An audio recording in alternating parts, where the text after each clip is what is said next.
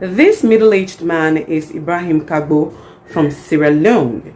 He used to live with his mother, Fatimata Kagbo, until the 23rd of July 2022, the day he strangled her to death.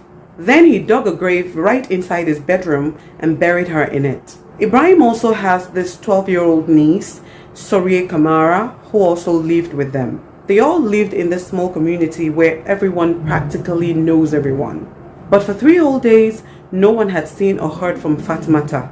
Every now and then, someone would show up looking for her, either for business appointment or, just to catch up on things. And Ibrahim would always tell them, oh, she just went on a short trip. She'll be back before you all know it. And they'd be like, okay, we'll just check on her again tomorrow. And this went on for 3 whole days until this particular lady, Amadia Takinka, got fed up with the entire story. To her, it wasn't adding up at all, so she wasn't buying that story anymore. And also because Ibrahim wasn't exactly the kind of adult son that every parent will be exactly proud of.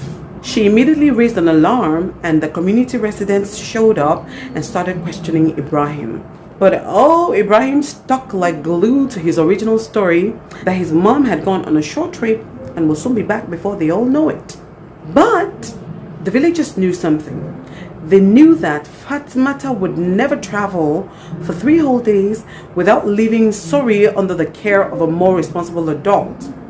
But this time she didn't do it. She just disappeared for 3 days.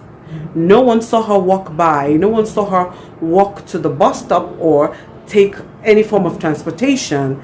She just disappeared, just traveled. And for this reason, they grew even more suspicious and decided to call Sorie and ask about her grandmother's whereabouts. Sorie answered that she also hadn't seen her grandmother for days, and her uncle also told her, like he had told the rest of the villagers, that her grandmother had gone on a short trip and would return before they all know it.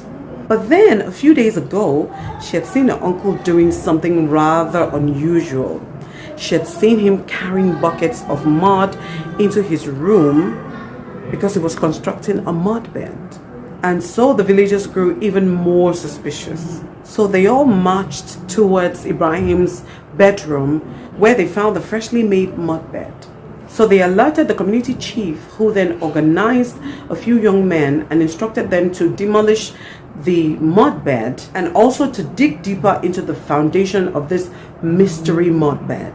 So they did, and in it they found Fatimata's body already decomposing. The police was contacted and Ibrahim was arrested and asked why he would kill his own mother. Can you possibly guess what his response was? He said his mother was constantly going on these short trips and leaving him alone by himself and always hungry. So he had to put a stop to it. Fool, the last time I checked, your mother does not translate to your wife or your adult nanny.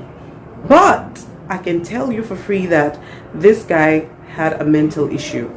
How does a 38-year-old grown-ass man want to be babysat by his mom? This is just a case of an adult man who still thinks he's a child. That would tell you that everything is not right up here. This guy obviously has a mental issue that has been probably neglected or underestimated. And he ended up killing his own mother for making short trips and leaving him by himself. I also believe that his mother Fatimata must have, in her own way, tried to make him understand the importance of self-dependence. And this must have gotten him pretty frustrated. She must have hammered it into his head like a billion times why he shouldn't even be living with his mother in the first place. But he just didn't recognize that his brain wasn't wired right. Leave me your thoughts in the comment section.